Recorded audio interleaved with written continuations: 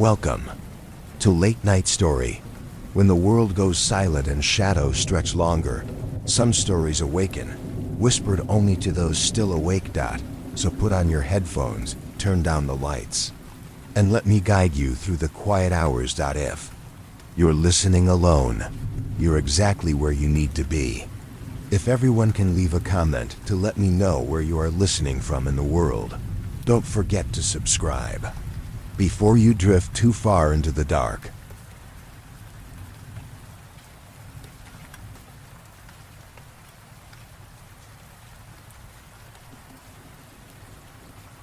Story 1. All the doors and windows in my university building have disappeared. We're trapped here. Not sure why I'm bothering to type this all out. I guess I'm hoping that it'll help me make sense of things, that it may reveal details I hadn't noticed before.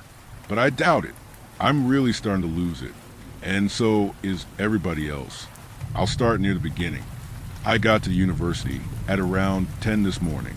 I had an exam for intermediate philosophy, an elective course. Just figured I'd get it out of the way during the summer. I don't remember seeing or hearing anything weird when I first walked into the building. Then again, I wasn't really paying attention.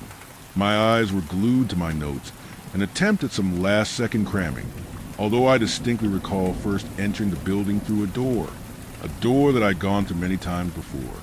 The weird shit started with the exam itself. The questions on the first page seemed relevant enough to material we'd been taught in class, but then I turned the paper over and couldn't understand what I was looking at. It was a diagram of some bizarre, complex shape. Could have been a machine of sorts. The part that scared me was that it seemed vaguely familiar. Not enough for me to be able to place where exactly I'd seen it before, but enough to evoke this distant recognition, and it made my skin crawl, whatever the memory was. It had most certainly been an unpleasant one. There was no question below it. Actually, the rest of the page was completely blank. I raised my hand while continuing to stare at the diagram, thinking that maybe they'd given me a misprinted copy. When nobody came over to me, I looked around the room, seeing that there wasn't actually a proctor or supervisor present at all. Just a bunch of confused-looking students. Thinking back, I was sure that I'd seen a person standing at the front of the room when I'd first entered. The same person who told us we could begin writing. But it hadn't been the professor. It hadn't been anybody I'd ever seen before. I just hadn't questioned it at the time. None of us really knew what to do. Eventually somebody got up, left the room, and then a few more followed. But most of us stayed seated. I guess we were still under the assumption that if we left, we'd be in trouble. The product of years and years of academic conditioning. After a few minutes, one of the students came back. His eyes were wide. He told that there was something weird going on, that the doors at the main entrance were now missing. It was a difficult thing to believe, but the guy had said it with such fear and sincerity that it compelled us to stand up and leave the room in order to confirm it. And he happened to be right. Where the door should have been was a just blank, solid wall. Somebody suggested that it could have been construction. Everybody else argued that was impossible. We were in the lecture hall for no more than 20 minutes. What kind of construction starts and ends so suddenly? Of course, the next step was to go and check the other exits. Find out whether or not we'd actually been trapped here. I knew the layout of the building fairly well. Not like the back of my hand, but I'd been here enough. It was reasonably large, 3 stories tall, probably a basement as well. I knew that there were 4 different exits, though it wouldn't have surprised me if there were more. After scouring every inch of the first floor, I could feel my heart dropping down into my stomach. Every exit that I clearly remembered existing before was gone, all replaced by a blank wall. Afterwards, I walked back to the main foyer, where most everybody else had gathered, all of them with a stunned look on their faces. Somebody brought up the fact that all the windows were missing as well. We all looked at her. Then we looked around. She was right. It was something we hadn't noticed at first, because the shock of the missing doors had overridden it. They were all gone, even the large glass panes on the roof. People were shaking their heads, their expressions a mix of confusion and deep distress. Some paced around, muttering to themselves. A few of them were cursing out loud. I observed the group. There were maybe around 30 of us. I only recognized a few faces, but that made sense given that I had barely shown up to any lectures, and I only knew one of their names.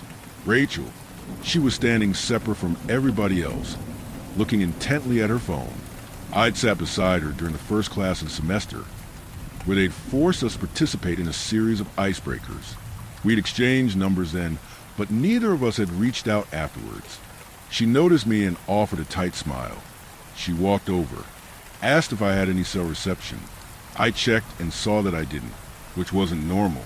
Not that I'd ever had good reception in this building, but there had always been at least 1 or 2 bars. Now I had absolutely nothing, as if I were out in the middle of the woods or something. She then asked me if I had internet access. I could see that I was still connected to the university Wi-Fi, though everything seemed to be loading at a snail's pace. She said she was experiencing something similar. She tried sending out some emails to the administration, asking what the hell was going on, but they hadn't delivered. I have a friend, James, who was also supposed to be on campus that day to write a different exam. I tried calling him on Instagram, but the connection was too poor for it to go through. Then I tried sending him a message, asking him to walk over the building, tell me what he saw from the outside. The message took a painfully long time to get through, but eventually it did. While we waited for a response, Rachel brought up the fact that there was a bridge on the 2nd floor connecting this building to the earth sciences. With nothing better to do, we went up the stairs in order to check it out, but we weren't the first ones there. A group of 3 was already standing in front of it. They looked like they'd just seen a ghost. The blood drained from their faces. When we rounded the corner, we understood why. The bridge was there, but it was dark. Not dark as in the lights weren't working. I mean, there was just nothing there beyond it. A complete absence of everything. An outright void. We couldn't even see a few inches into it before the light was completely smothered. It wasn't even gradual. It just stopped. Staring at it was uncanny. I began to wonder if maybe it was actually just a black wall. I grabbed an empty water bottle out of my backpack, preparing to throw it in when one of the other guys told me not to bother. We've already tried that, he said. It's not solid, not a wall. Rachel asked him if anybody's tried going in there. He shook his head, told her fuck no, but that she could be their guest. She stared at it for a long while, and it almost looked like she was considering it, but she didn't move. Soon a few more people came up, and we caught them up to speed. By now, there were about 10 of us just standing in front of it, all waiting for somebody else to go in. A silent tension hung in the air, as if this were some kind of bizarre trap. Eventually, somebody volunteered to check it out. A guy I didn't recognize at all. Tall, muscular, buzz cut, a tattoo of a chainsaw on his arm. Said his name was Arnold. He approached the darkness carefully and stopped a few feet in front of it, and then he just stared ahead. We asked him what he saw. He said nothing at all. He tried using his phone flashlight, but it couldn't pierce even an inch of the gloom. It was clear that he didn't want to go in, but that he nevertheless committed himself to it. Finally he moved. He was in there for about 5 seconds before he came sprinting back out, and I mean sprinting like hell, all the way downstairs, without sparing a moment to stop and explain what had happened. We looked into the dark, expecting something to come running out after him, but that didn't happen. Nothing moved and nothing made a noise. We went back down to the first floor and found Arnold hauling chairs from the cafeteria into the foyer. Somebody ran up to stop him, but he pushed them away, told them to fuck off. He began launching chairs at the drywall, tossing multiple in rapid succession. Then he picked one up and began using it like a blunt tool and smashing away. He'd become absolutely feral. Before long, he'd excavated a human-sized hole. We ran up to him, tried to calm him down. He just went harder. Eventually his body gave up and he was forced to rest. And that's when he finally told us what happened in the bridge. There were people up there, he said in between long, labored breaths. We glanced at each other and then asked him to explain. He took another deep breath and told us that almost immediately after he'd walked in, he ran into something that was blocking the way, but it wasn't a wall or a random object. It was a person, a group of people. He realized, all standing perfectly still in the dark. He said he knew they were people, because he could feel their skin. But now that he was thinking about it, he wasn't sure they were actually people at all, because the skin was cold and clammy. The texture was strange. He said he could hear them breathing, but that it was so quiet you had to be standing right in front of them to notice. He said that their breath smelled like rotting gasoline. Whatever that was supposed to be, he said that they were whispering terrible things to him. Things about him that they shouldn't have known. Once he recovered enough energy, he was smashing the wall again, and we could do nothing but stand in silence as we watched him. I didn't want to believe any of what he just said, but his fear seemed real. Something had definitely happened to him up there. Soon a few others picked up chairs and joined him, which led to more. And then Rachel and I had chairs in our hands as well. We spent about an hour smashing away until we realized something wasn't right, because we should have been outside by now. But the wall just kept going. Just endless drywall. We measured the distance between where we were now and where the wall started. Nearly 10 feet. But maybe our sense of distance was just distorted. So we kept going for another hour. 18 feet now, and it was still the same story. As if they built an entirely new wall in under 20 minutes. One that was inexplicably thick. A civil engineering major pointed out that the wall itself was impossible. That it wasn't structurally feasible because there was no metal frame, that there weren't even any pipes or insulation, that nobody would have signed off on this, especially not for a university building. I didn't know what to think, but this seemed to be going nowhere, so I put my chair down, walked over to the cafeteria, and sat down in front of an empty coffee shop. It looked like it was still open. There was a half-filled pot of coffee in the back, pastries and sandwiches displayed in the glass, all the lights still on. It was just devoid of any staff. Then I realized that the only people in the entire building seemed to be the people who'd been writing the exam. It was a fact that bothered me so much I had forced myself not to dwell on it. I was tired and starving, so I went behind the counter and poured myself some coffee, grabbed one of the sandwiches. A bit later I was joined by Rachel and a few others. Others have gone off in different directions, likely still in the search for another exit. Another group continues trying to break through the wall. Every now and then, they'll walk out a hole with their shirts drenched in sweat, holding broken chairs. They'll come over and grab more before going back in. Their expressions are trance-like. I can see that some of their hands are bleeding. As I was writing this, I got a text back from James. He said that he went to the building and saw it surrounded by cops and police tape. Said that he tried getting up close but was stopped and told it was a no-go zone, though they refused to give him an explanation. Said he saw all the entrances covered by what looked like large, white tents, each one guarded by officers wearing body armor and holding rifles. I've been planning on asking him to contact the police. I was hoping that might help, but now I really don't know what to do.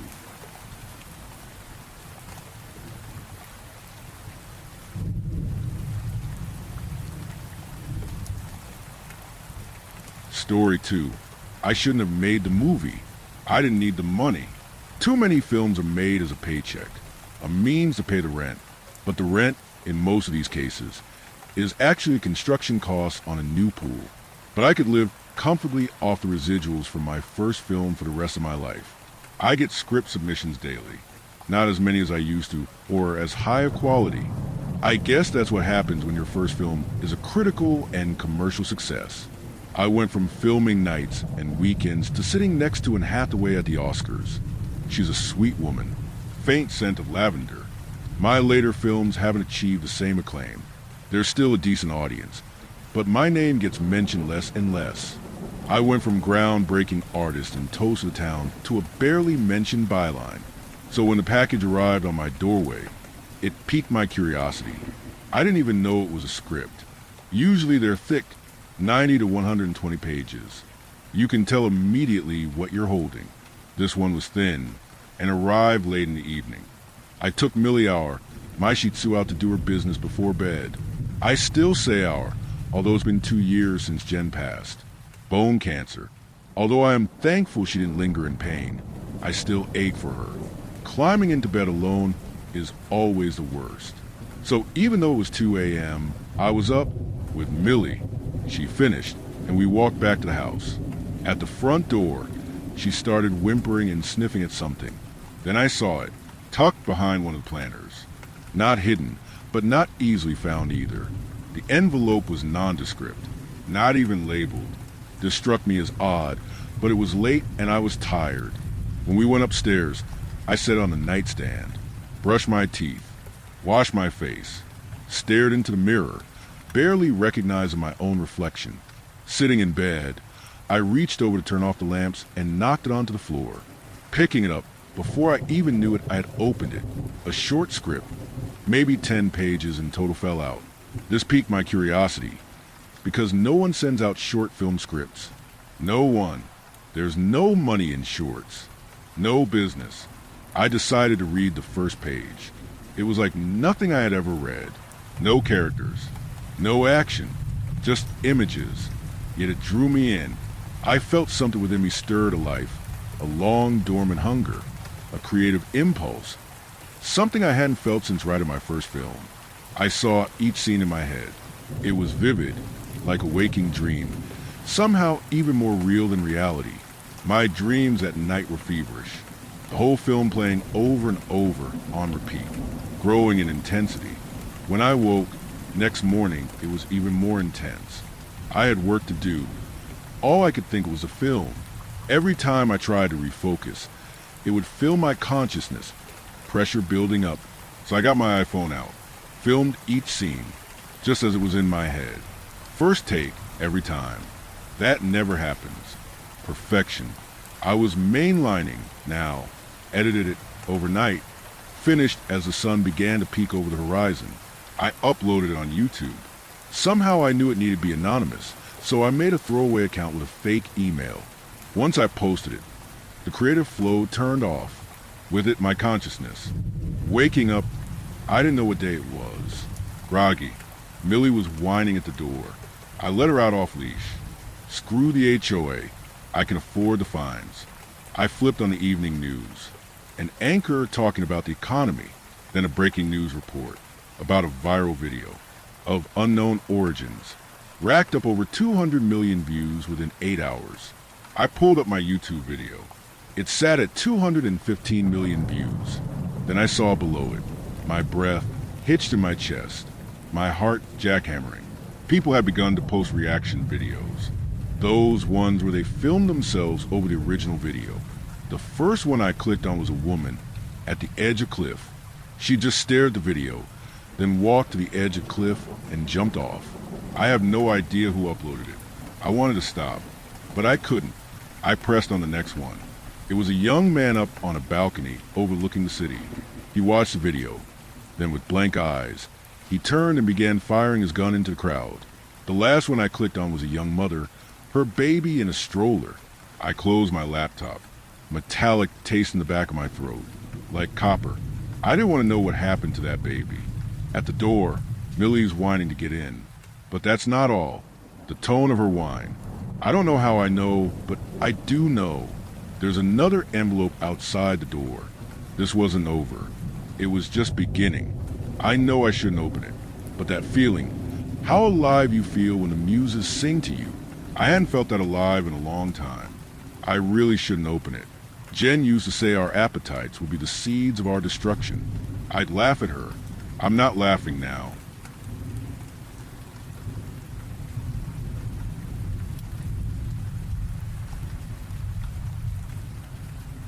Story 3. I manage a house where every tenant disappears after 1 month. The third tenant was a pale guy, tattoos all over his arm and a large piercing in his ear. He looked sick and walked slowly. He told me he wanted to live in that house to get over his past, and I didn't want to ask for details. What really caught him was a forest view from the porch. He signed the contract on the spot, and the very next day his moving truck was parked in the garage. 2 weeks later, I realized I'd left my folder with some documents in the house and called the guy. No answer. I decided to drive out there and found the place empty, which was strange. He brought a lot of stuff during the move. His car was in the garage, but I rang the bell anyway. Nothing. The door was unlocked, and I stepped inside, convinced something was wrong, but there was nothing to see. The house was empty, no furniture, dusty. just like it had been when I first showed it to him. A few months earlier, while eating breakfast, I got a call from property owner who said she'd found me on Instagram. She told me she needed an experienced, fast-moving realtor to handle rental contract for her house. And I lied, said I was that guy, even though I'd only had my license for a little over a year. Her voice was old, raspy, almost broken, like someone with throat problems.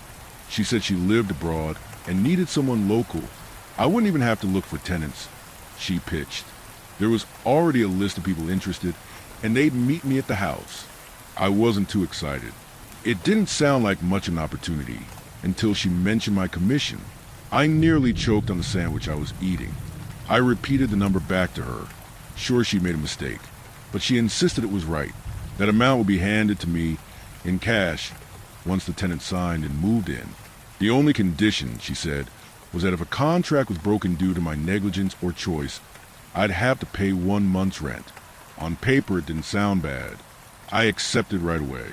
The next day, I went to see the property. It was huge, isolated, no close neighbors.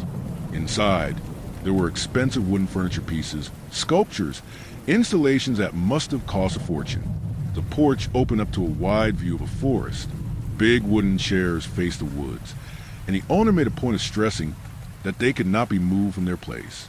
I imagined myself retired there, sipping coffee, bird watching. Coincidentally, the first tenants were a retired couple escaping the chaos of the city. When they signed, I went home torn between excitement and anxiety. Would the owner really pay me that much? I was broke, but a few days later, a suitcase showed up at my doorstep with the full amount in cash. Stacks of $100 bills wrapped in rubber bands. Weird, yeah, but not weird enough to stop me from trading it in for a new car. About a month later, the owner called again, said the couple didn't work out, and new tenants wanted to see the house that day. I didn't ask questions. Couldn't complain about another commission. This time it was 2 women, a couple. One was a writer who told me she'd chosen the place to work on her next novel. Signing was easy, and another suitcase of money arrived the same way. Life was good, but honestly, I barely had other clients. All my golden eggs were tied to this strange owner I barely knew. Her name and info looked fake. Still, with the new tenants in, I figured I wouldn't hear from her for a while. Wrong. Another month later, same story. The women had left. Another new tenant. I was happy but suspicious.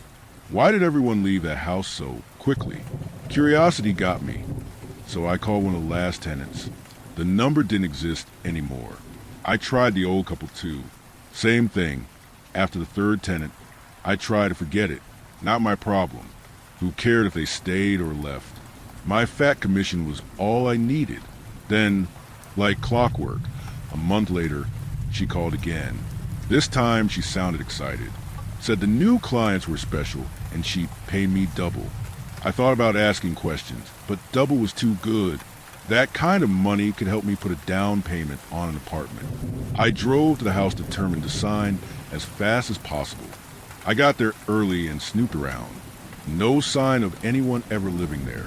Not even a pin dropped during moving chaos. Nothing. When the bell rang, I opened the door to a young couple holding a newborn baby wrapped in a blanket. I showed them the house, my stomach churning at what I could be part of.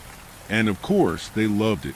The dad talked about how his kid would grow up running in the fields, exploring the forest, the childhood he never had. They signed right away. My hands were shaking when I handed over paper. The next day was supposed to be their move-in. I went home and couldn't sleep, tossed and turned, thinking I might be helping some crime happen.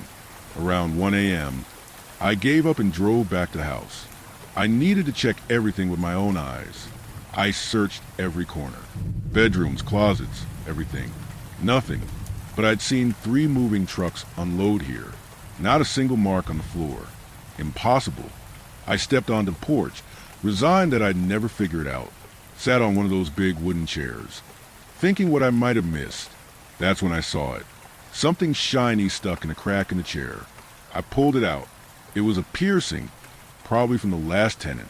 On the needle was a small red stain. Blood. I reached into the crack again. feeling around, and touched something soft. I pulled it out. It was an ear, darkened, rotten, with a torn hole where the piercing had been ripped out. I decided to push the chair to see what was underneath it, and with a lot of effort, I managed to move a foot to the side. On the wooden floor, there was a symbol I couldn't recognize. Circles and shapes carved into boards right under where the chair had been, like some sort of ritual. There were more traces of blood there. I froze, staring at it, heart pounding. What snapped me out of it was a laugh that came out of nowhere. A woman's laugh, echoing from the darkness of the forest. It started low and distant, but quickly grew louder, hysterical. Then more laughter followed, all of them female, all coming closer, aimed at me. It was like a whole crowd was hiding in those woods. The sound grew louder and louder until my instincts took over. I bolted to my car, started it up, and sped down the road. The next day I called the couple and told them the deal was off, made up some excuse. They weren't happy, but I didn't care. Soon after, the owner called me again. I didn't pick up and blocked her number, but the calls kept coming, from all sorts of different numbers. I answered one, and it was her voice, angry. "You broke our pact. The rent will be collected at the end of the month." She kept repeating it, and I hung up every time. I went to police. They went to property, found nothing, then came back pissed because I had wasted their time. There were no ears, no marks, no nothing. Today is the 23rd, and next week the month ends. I keep wondering if I did the right thing, if maybe I should have just carried on with that commission. Every day that passes, I feel the panic building. My phone is always turned off, and I've rented a room in a roadside hotel outside the state. But even here, every night, I dream of that laugh.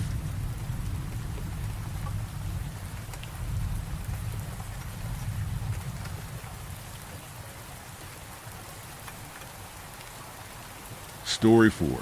Don't try the Dunwich sandwich. My boss had always made a sandwich look so damn good when he ate it. Thick roast beef and sauce poured over his fingers and onto a plate as he savored every bite.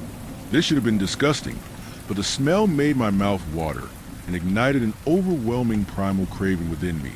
You see, I'm one of the assholes who took food that wasn't mine out of the break room fridge, but I didn't deserve what happened to me. I'd left my lunch sitting on the table at home that morning. Money was short, and I had less than $1 in change, not even enough for a bag of chips. So I found myself digging around the back of the fridge at work. I hoped to find something forgotten that no one would miss, something to tide me over until the clock hit 4. A sandwich was tucked behind an old jug of half-curdled milk.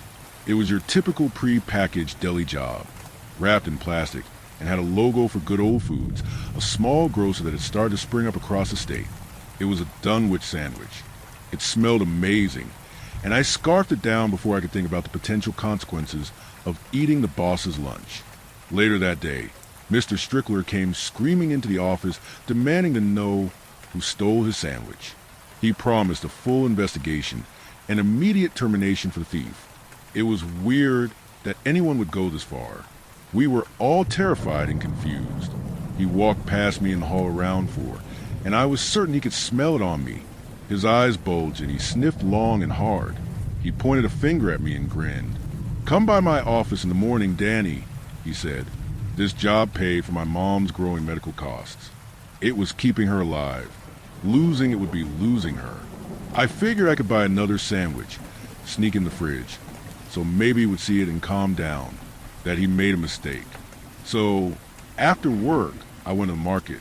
I checked the aisle where they kept the cold cuts and had no luck. A young man was slicing meat at the deli, and he smiled as he shook his head when I showed him the wrapper. "You'll have to come back tonight at 11. We'll definitely have it then." The sign at the front had said close at 10, but if this guy was able to get me one before tomorrow, I knew I'd gladly come back after hours. I laid a candy bar on the counter, not wanting to leave empty-handed. "You got your rewards card?" But I had never shopped here, so I just shook my head. "Here, do me a solid and use mine. Today is Double Point Tuesday." He seemed stoned out of his head as he struggled to scan the barcode. After I got home, I realized that I still had his card. But it didn't matter. I knew I could just get to him later. But when I got there at 11, all the lights were out and the door locked. A paper had been taped to the window of the entrance. Car holders used rear entrance. Shadows swayed from the light in the alley behind the store, and I realized there were people back there. They stood in a line before a tall, rolling bay door and murmured excitedly as they waited. "Shipment's late." One of them whispered. Andy heard that they got the new baby back ribs from St. Louis. Cried another. I hated when people freaked out so much over something as mundane as food.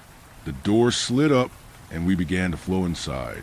Everyone pulled out their rewards cards as they stepped through and displayed them to a greeter lady in a folding chair. I showed the one from the stoner guy and went on in. We didn't go into the store I had seen earlier.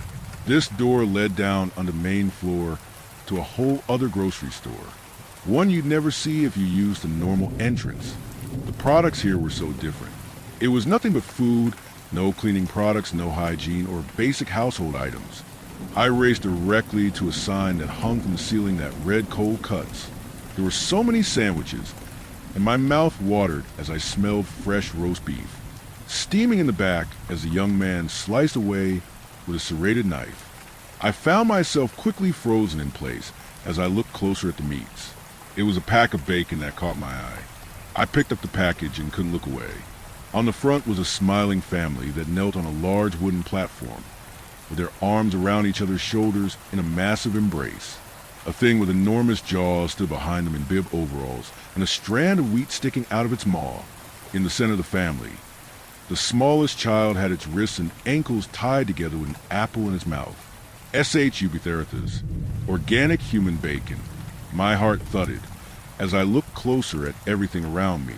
Carts rushed past me, overflowing with picked heads, candied lady fingers, and other horrors. A group of kids were tossing severed hands back and forth in the produce aisle. Their mother literally barked at them, and her neck extended an extra 2 feet as she glared them into submission. A hand fell on my shoulder and spun me around, sending the bacon to the floor. "Danny, Danny, Danny," Mr. Strickler said softly as he bent down to pick it up. "I'm so sorry to see you making such bad choices. I'd honestly always expected better of you." I waited for him to shriek in unknown tongues and offer me to the young cook in the back, but he didn't. Instead, he placed the bacon back on the shelf and grabbed another pack. "You should get Yilthagrun's free-range organic. I'm a partial owner, and their quality is exceptional." His eyes searched mine, and his tongue flicked between his teeth as he continued. "It always tastes better when your food is treated fairly, when they're allowed to run." On the package, a young man stood on an apartment rooftop with his hands reaching towards the sunrise. The ethical choice, the letters boasted, encircling the sunrise. Strickler's head stretched. A chittering sound rose inside him as his eyes blinked and sank into his skull like a Halloween mask slipping off. "Pete Boo, I see you," he whispered behind him, his shapen grin. My mind raced through survival scenarios. "I left the oven on," I said numbly as I stepped away. It was stupid as hell, and not what I had intended to say at all. I slowly backed away and turned toward the back of the store. My safest bet was to leave as quickly as I could without drawing too much attention. So I kept my steps brisk and busy, like I had a place I needed to be. He didn't chase or follow me. At least not yet. I kept checking my mirrors the whole drive home. I locked every door and window in my apartment, pulled all the blinds and curtains tight.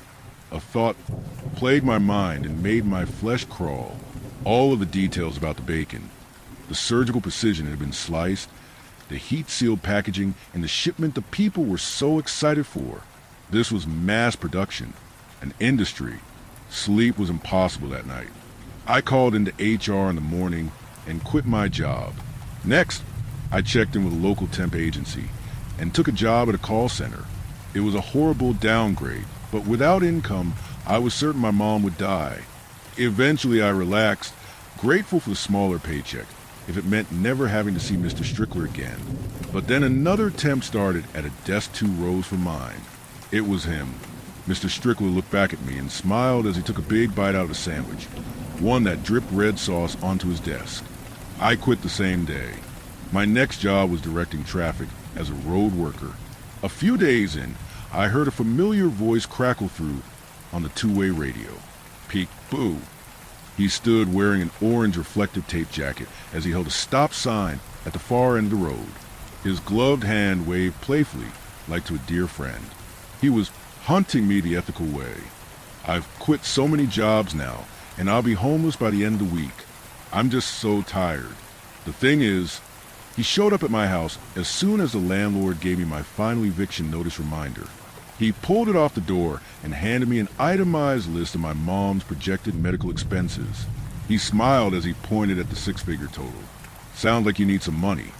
He pulled a check from his jacket pocket and handed it to me. It was the total of the itemized letter to the penny. The check was signed at the bottom with the name Yiltagran. Last night, I dreamt I was on my apartment rooftop, reaching into a deep, starless void above me. At least my mother will get to live a long and happy life, just as any good son should want.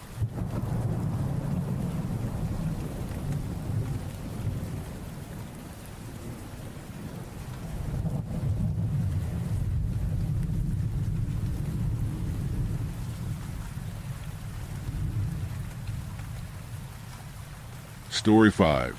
Something is mimicking life at my apartment complex, and it's learning fast. I've lived at Riverbend Apartments for 8 months now. It's a quiet complex in the suburbs. 3 buildings arranged around a central courtyard, maybe 60 units total. The kind of place where you recognize your neighbor's cars and know which residents could care less about leaving their lights on all night. I picked it specifically because it felt safe and predictable after living downtown for years. The safe feeling, however, became fleeting. I should have known something was wrong when Lori from Building 2 started complaining about the skunk. It began in late October. Every few nights, she'd post in the Riverbend Apartments group chat about a rabid skunk getting into the dumpsters behind Building 2. According to her, it was unusually aggressive, knocking over trash cans, making awful noises around 2 a.m. She'd taken to keeping her elderly cat indoors, worried about a confrontation. I didn't think much of it initially. Urban wildlife getting bolder isn't uncommon, especially as winter approaches and food becomes scarce. But Lori's descriptions were oddly specific for someone viewing a skunk from her second-floor window in the dark. "It doesn't move right," she wrote in one message, "and it's way too big. Skunks aren't that big, are they?" A few other residents chimed in with their own sightings. Always around the same time, always near the dumpsters, always described as acting strange or too bold. Management promised to contact animal control, though I doubt they ever did.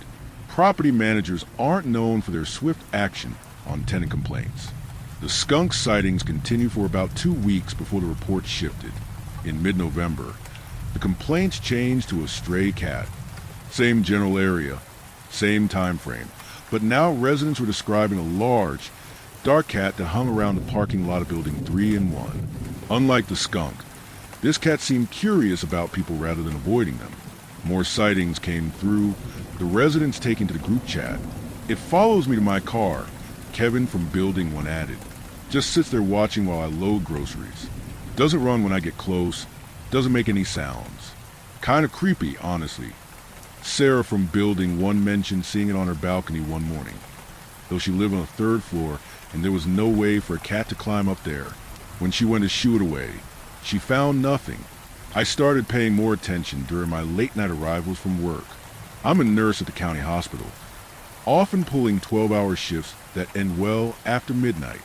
Perfect timing, apparently, to catch glimpses of our mysterious stray. I saw it for the first time on a Tuesday night in late November. I was walking from my car to the entrance of Building 2 when movement caught my eye near the dumpsters. A dark shape, about the right size for a large cat, picking through scattered trash. But something about its movement struck me as wrong, just like Lori had said about the skunk. Cats move with fluid grace, even when they're being cautious. This thing moved in sharp, deliberate jerks, head snapping from side to side, body freezing in unnatural positions before suddenly darting to a new location. When I took a step closer to get a better look, it turned toward me. Even in the dim light from the parking lot lamps, I could see that its proportions were off. The head too large, the body too long, the legs positioned strangely beneath it, and its eyes reflected the light in a way that seemed too bright, too intense for a normal cat. I hurried inside and didn't think about it again until the next wave of complaints started. By December, the stray cat sightings had evolved into something else entirely. Residents began reporting a person in the complex at odd hours, someone who didn't seem to belong to any of the units. There was a man standing by the mailboxes at 3 a.m., wrote Tom from Building 3. Just standing there, not moving. When I turned on my porch light to get a better look, he was gone. Emma from Building 1 saw someone on the stairwell to the 3rd floor, though she swore the figure had been crouched down like they were hiding. When she called out to ask if they needed help, the person moved wrong and disappeared around the corner too quickly. The descriptions were maddeningly vague but consistently unsettling. A person who stood too still, moved too fast, or appeared in places they shouldn't be able to reach. Always glimpsed briefly, always gone before anyone could get a clear look. But first, I had my own encounter with a skunk that made Lori's complaints suddenly make perfect sense. It was a Thursday night in early November. I was taking out my trash around 11 p.m. when I saw it near the dumpsters, a dark, stocky shape about the size of a large skunk. My first instinct was to back away slowly and give it space. Everyone knows you don't corner a skunk, but this one didn't behave like any skunk I'd ever encountered. Instead of waddling away or raising its tail in warning, it simply sat there and stared at me, not the quick, nervous glances of a wild animal assessing a threat.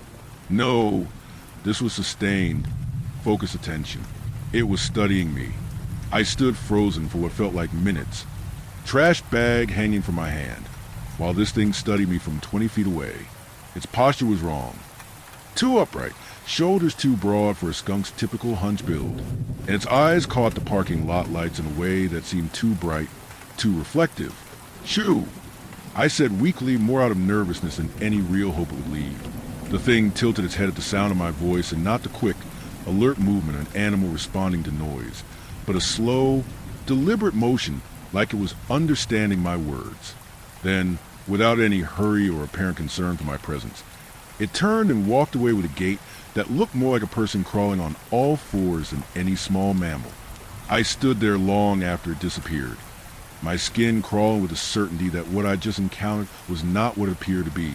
The human sighting started a few weeks after that, and I had my own encounter on a Friday night in mid-December. I was coming home from a particularly exhausting shift, keys in hand. As I approached the entrance to Building 2, as I reached for the door handle, I noticed someone standing at the far end of the covered walkway. At first glance, it looked like a normal person, average height, wearing what appeared to be dark clothing. But they were standing perfectly motionless, facing the building, not looking at their phone, not waiting for someone, just standing there like a statue. I paused, keys halfway to the lock, and really looked at the figure. The proportions seemed off in a way I couldn't immediately identify. The arms hung slightly too long at the sides. The head was tilted at an angle that seemed to strain the limits of a normal neck. And despite the cold December night, I couldn't see any breath misting in the air around them. What the hell? I muttered to myself. It had heard that. What happened next will haunt me forever. The figure's head snapped toward me with that same slow, deliberate motion I'd seen from the skunk weeks earlier. For a moment, we stared at each other across the distance, and I realized with growing horror that I was looking at the same intelligence that had studied me from the dumpster area. It had been practicing, learning to stand upright, to approximate human posture and behavior. But something about my comment, strange that I heard it, seemed to break whatever concentration was required to maintain the illusion. The figure began to change. Its carefully maintained human posture collapsed as its torso stretched vertically, becoming impossibly thin and elongated. The arms that had hung too long at its sides revealed their true length as they extended even further, joints bending in ways human arms never should. Dark, matted hair sprouted across its body in patches, while areas of pale, sickly skin showed through in irregular spots. But the most terrifying transformation was its face. What I had taken for a human head in the darkness revealed itself as something that had been trying to approximate human features with only partial success. The basic structure was there: eyes, nose, mouth. The features stretched and distorted to fit a skull that was fundamentally wrong. The eyes grew larger and brighter as I watched, filled with intelligence that was clearly not human, but understood exactly what effect this revelation was having on me. Its mouth stretched wider than any human mouth should, revealing multiple rows of sharp teeth arranged in patterns that suggested a jaw structure unlike anything in nature. It stood there for perhaps 10 seconds in its true form, no longer bothering to maintain its human masquerade. Then, with movements that flowed like liquid despite its skeletal frame, it dropped to all fours and loped away into the darkness between buildings with the same unnatural gait I'd witnessed weeks earlier. I fumbled my keys into the lock and rushed inside, heart hammering against my ribs. Through the glass door, I could see the walkway was empty again, but I knew what I had witnessed was real. That night, I barely slept. Every small sound from the hallway made me freeze, listening for footsteps that never came. By morning, I'd almost convinced myself I'd been imagining things. Exhaustion and stress creating terrors where none should exist. But I couldn't forget those eyes, the way they had watched me with such focused intelligence during both encounters. But the sightings continued, and other residents began reporting their own encounters. The person was spotted on balconies that should have been impossible to reach, standing motionless in the courtyard at 4 a.m., or moving to the parking lot with that same unnatural gait I'd witnessed. Last week, Lori had her own terrifying encounter that confirmed my worst fears. She was returning from her evening walk when she noticed someone standing by the mailboxes. At first, she thought it was another resident checking their mail late, but something about the figure's posture made her pause. It was trying so hard to look normal, she told me the next day, her voice still shaking. Standing like a person, you know, but the arms were too long, and it was holding itself too stiff, like someone in a lot of pain. When Lori called out a friendly greeting, the same thing happened to her that had happened to me. The creature's carefully maintained human disguise fell apart as its body stretched and contorted into its true form, the emaciated, werewolf-like thing with a partially human face and rows of sharp teeth. I saw its real face, she whispered. It looked at me like it was disappointed. Now I know what we're dealing with. This creature has been studying us, learning our routines and behaviors, practicing different forms of mimicry.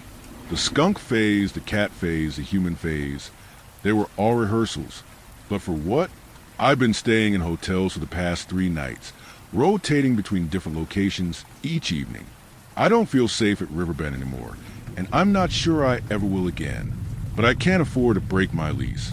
And part of me knows that running might not help anyway, because I keep thinking about those intelligent eyes, the way it studied both Lori and me during our encounters. It wasn't looking at us like prey. It was looking at us like it was memorizing our faces. I've seen the thing that's been watching us from the shadows of Riverbend apartments. I know what it looks like when it drops its disguises and shows its true form, but I can't stop wondering, how many times has it successfully fooled us? How many of the people I've passed in the hallways or parking lot were actually this creature, having finally perfected its human disguise? And more terrifyingly, is it still practicing, or has it moved on to whatever comes next?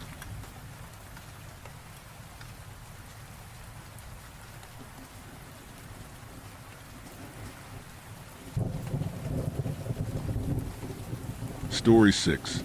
I bought a house in an abandoned town to get some peace. I think it's fixing me instead. I don't know why I'm writing this. I'm not a forum guy, but I'm alone out here, and I have to tell someone, anyone, just to get it out of my own head. So if I do go crazy, at least there's a record of it. I torched my life about a month ago. Job, apartment, relationship, the whole thing. I'm an architect, or had a full-blown burnout. The kind that leaves you feeling hollowed out, you know? I just needed quiet, needed to start over. I found this listing online, a house going for practically nothing. The catch was its location, the middle of nowhere, in a derelict 60s housing development that went bust. The town's name is Ethelberg. Sounded perfect, a place where the world couldn't find me. When I got here, it was even deader than I'd imagined. A ghost town of asphalt and weeds, perfectly laid out streets that lead nowhere, Rusted streetlights standing like skeletal sentinels. All the houses are identical, these sad little copy-pasted boxes. All of them empty and rotting, except mine. Mine was clean, too clean, like someone had been here a week ago and scrubbed the place down. The first few days were bliss. The silence. I'd forgotten what real silence was. Not city quiet, which is just a low hum. This was a deep, heavy quiet that felt like it was pressing on my eardrums. I started unpacking, slowly, starting to feel human again. That's when the little things started. The first thing, it was a picture frame, an old photo of my parents.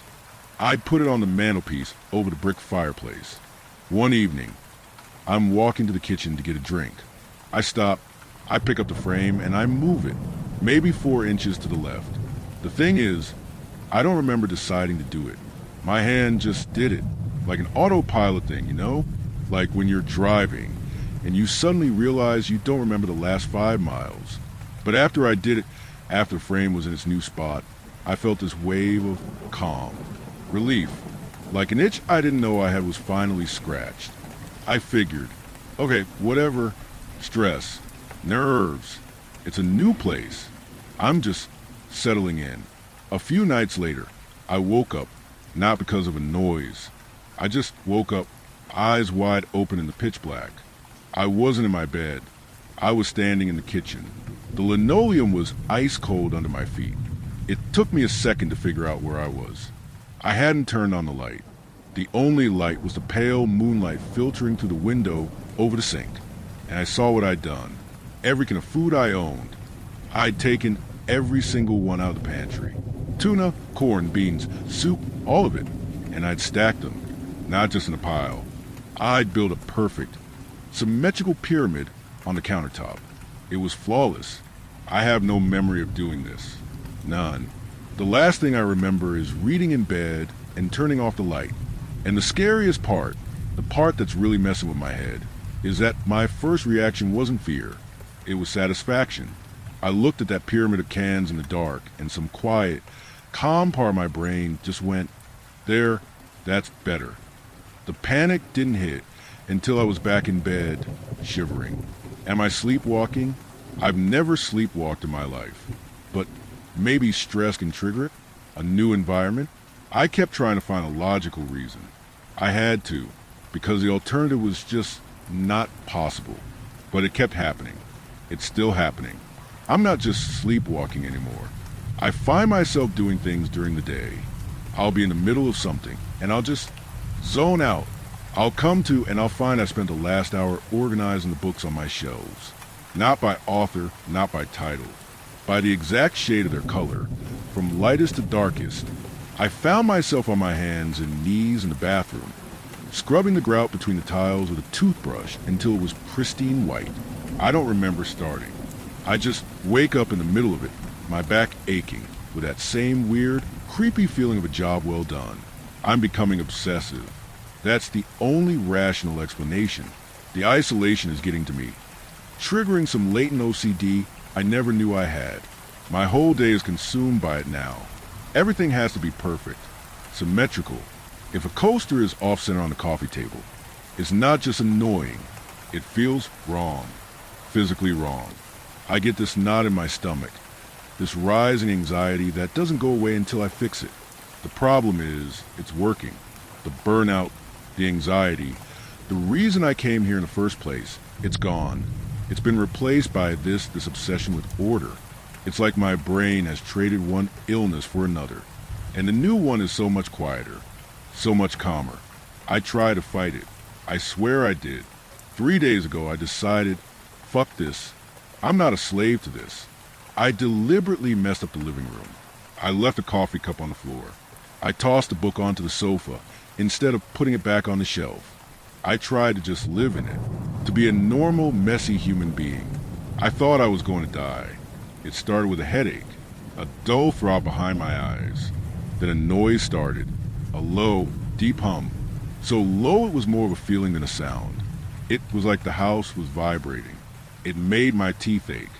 I lay on my bed for hours, curled up in a ball, sweating, the pressure in my head building and building. I felt like my skull was in a crack open. I couldn't take it. Around dawn, I gave up. I got up, my head pounding, and I cleaned the living room. I put the cup in the sink. I put the book back on the shelf, in its correct color-coded spot. I straightened the rug. The second I finished, the instant the room was back in perfect order, it stopped. The headache vanished. The humming cut out. Just silence. And that wave of calm washed over me again. It's not just in my head. It can't be. OCD doesn't give you a physical, vibrating hum in your house. It doesn't stop the second you align your books. This is something else. This house, this place, it's not just a building. It's a system, and it has rules. And I'm learning that breaking them has consequences. And then tonight happened, the thing that made me write this. I was in the bathroom, washing my face. I looked up at my reflection in the mirror, and I saw my hand, my right hand.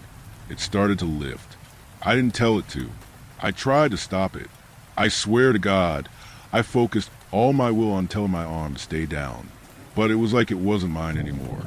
It was like watching someone else's arm attached to my shoulder. It moved slowly, deliberately. I watched, frozen in horror, as my own index finger touched my forehead, and it started to draw. An invisible pattern on my own skin. A spiral, with straight lines coming off it like a stylized sun. I could feel the light pressure of my own nail. I was staring at my own eyes in the mirror, wide with terror, and I couldn't do a single thing to stop it. I was a prisoner in my own body. It probably lasted 10 seconds. It felt like an hour. Then it stopped. My arm dropped to my side. I had control again. I shakily raised my other hand to my forehead. There was nothing there. No mark. No scratch. But I know what happened. I saw it. I felt it. It's not just about the things in the house anymore. It's not about arranging books or cans. It started arranging me. I should leave. I know that. A sane person would be packing a bag right now and driving until the sun came up. But I can't. The thought of leaving this house, of leaving anything out of place, it fills me with a kind of dread that's worse than the fear. The thought of the headache, of the humming, and there's something else. The real reason I'm still here. Since this started, since I've been following these rituals, I've been productive. I'm an architect. I design things. I hadn't been able to draw a straight line for 6 months. My creativity was gone, burned out, the other night, after one of the arranging episodes. I sat down at my drafting table, and I started to draw. It just flowed out of me. The lines were perfect. The concepts were clear, brilliant. In a few hours, I designed a structure more elegant and complex than anything I'd managed in my entire career. It was effortless. I wasn't even thinking. I was just a hand holding the pencil. I looked at the finished drawing, and I felt that same familiar feeling. That deep, profound satisfaction. The feeling of perfect order. I think I understand now. This house isn't haunting me. It doesn't want to hurt me. It's fixing me. It's taking all the messy, chaotic, human parts of me, the anxiety, the depression, the unpredictable spark of creativity, and it's cleaning them up. It's sanding them down. It's putting them in order. It's emptying me of the chaos and filling me with purpose, with structure. And that's the part that terrifies me more than anything else. A part of me wants to let it. A part of me is so tired of the mess.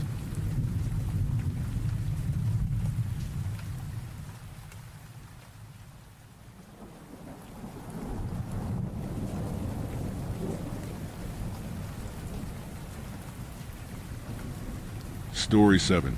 My job at the lighthouse was only ever temporary. I didn't come here to disappear. I was already pretty much invisible. After the divorce, the flat got too loud in that way empty rooms do. Every pipe a throat, every radiator a mouth. I was 39 and already felt like a ghost haunting my own furniture. I'd done a dozen jobs that left no dent in the world. Warehouse picker, night shift at the printers, 5 long years repairing cash machines. Every payslip felt like a receipt for time I'd never get back. No friends, no kids, no reason to stay. So when I saw the vague ad in paper, I thought, why not? Temporary. Seasonal attendant required. North Cliff Lighthouse. Solo position. No experience required. How hard could it be? Just a light on a cliff that needed winding and checking, and someone to swear at the wind on his behalf. At least out there I'd be lonely on purpose. I told the harbor master I didn't drink, a lie. That I was good with my hands, true, and that I could handle nights, truer than I wanted to be. He looked at me for a long time like he was measuring silence on me, seeing if it would fit. "You alright being on your own?" he asked. Then quickly, "Not 'cause you're a woman, I mean, fog's worse this year. Claustrophobic stuff.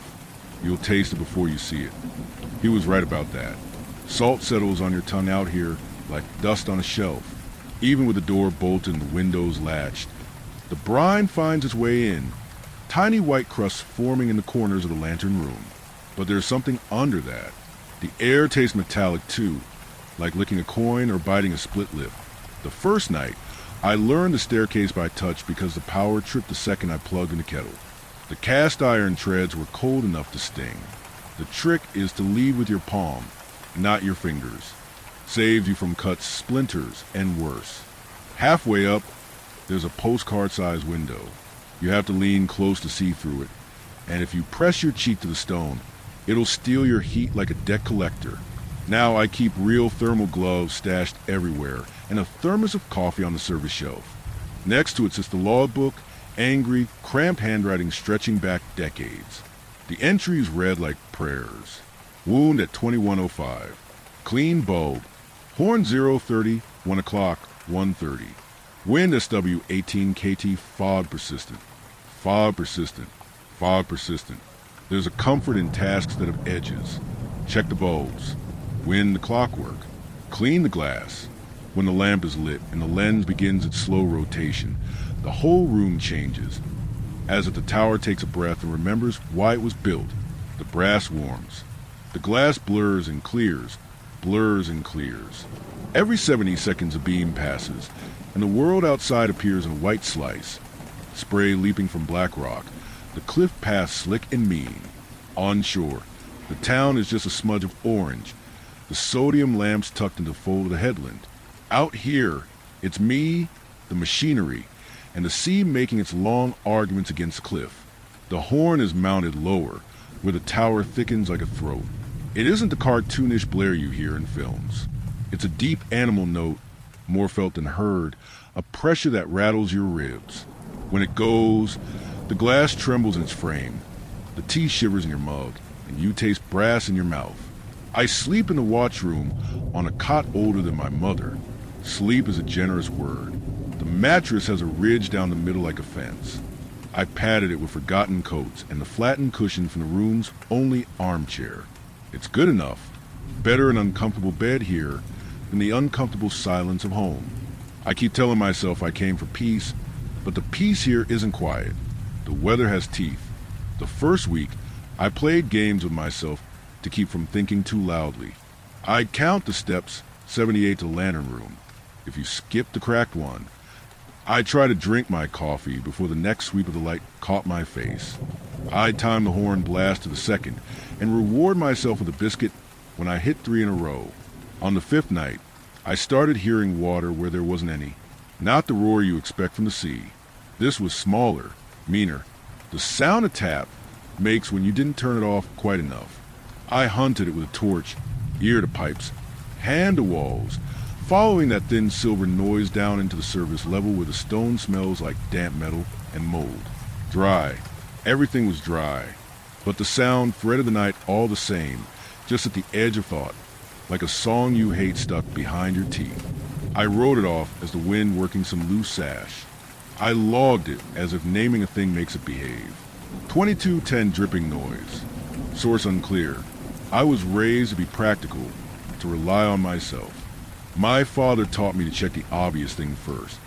If a car won't start, jiggle the battery lead before you condemn the alternator. After the marriage ended, after I stopped answering messages that opened with "Hey, stranger," I started to measure my days and things I could fix. The light is good for that. If it doesn't turn, you wind. If it burns too low, you trim. If the horn fails, you pull the choke and try again until the note opens over the water like a door. Sometimes, between horn blasts, something like quiet falls.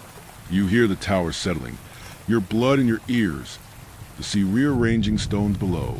Sometimes, if you let yourself, you can almost believe the fog is just weather, that it isn't watching back. On the seventh night, it came in thick. I tasted it on the stairs before I saw it. The air went soft and damp. My arms sugar-coated with salt. The lantern room fogged from the outside like a breath on glass. The beam pushed through and carved a tunnel of light in the murk. Everything beyond erased. The horn note wobbled, then steadied like a throat clearing. I don't scare easy. Not bragging. You can teach fear to stand in the corner if you give it enough chores. But there's a kind of wrong that doesn't arrive with bangs and screams. It pads in, makes itself at home in the part of your brain that keeps lists. It makes you doubt your own edges.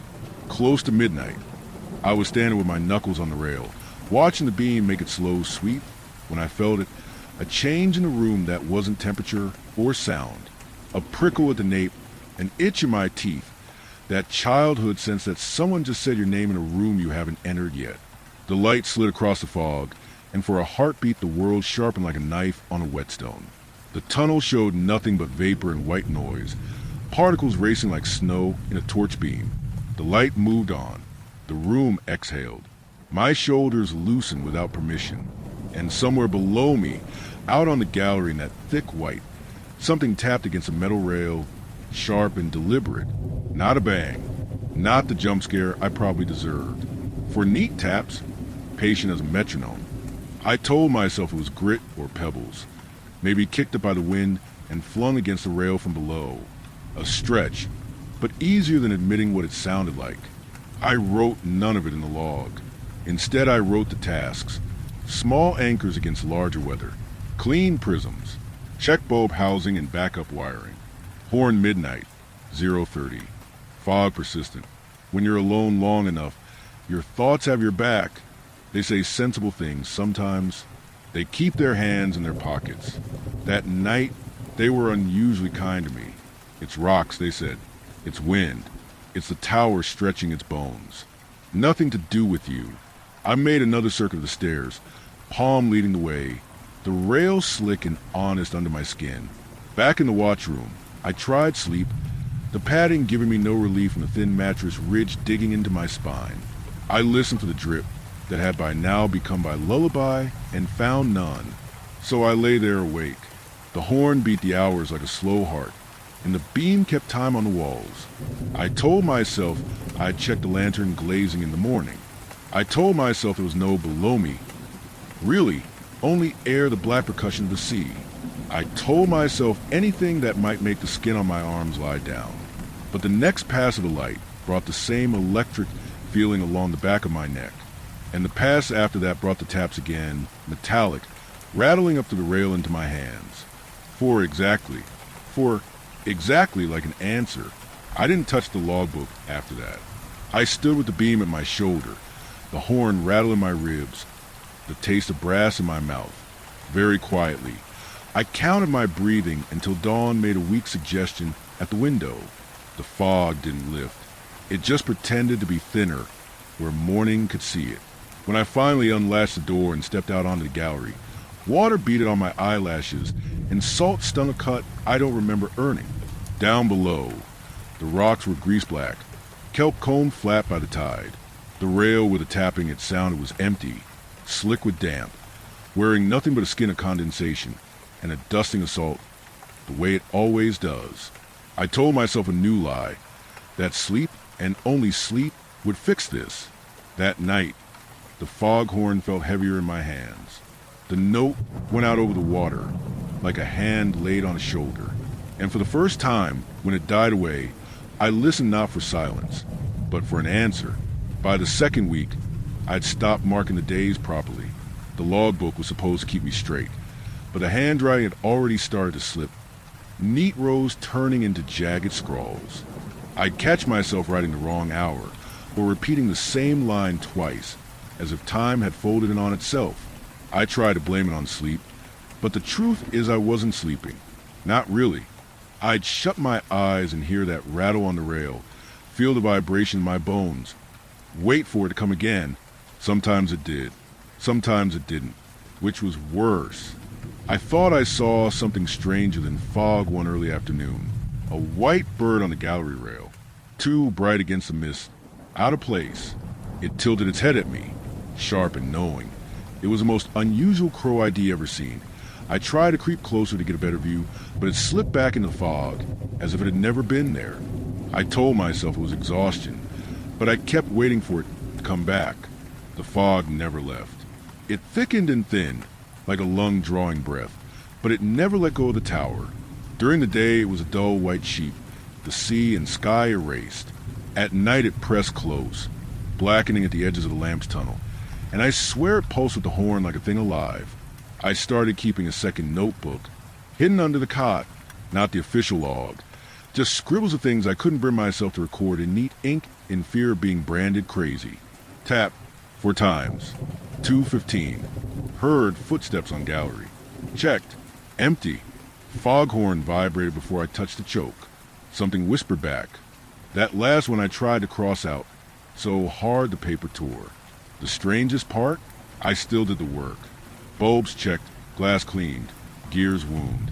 I still boiled the kettle, still counted steps, still rationed my biscuits like a kid saving sweets.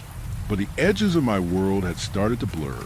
Sometimes I'd walk the stairs and find myself at the wrong level, unsure if I'd gone up or down.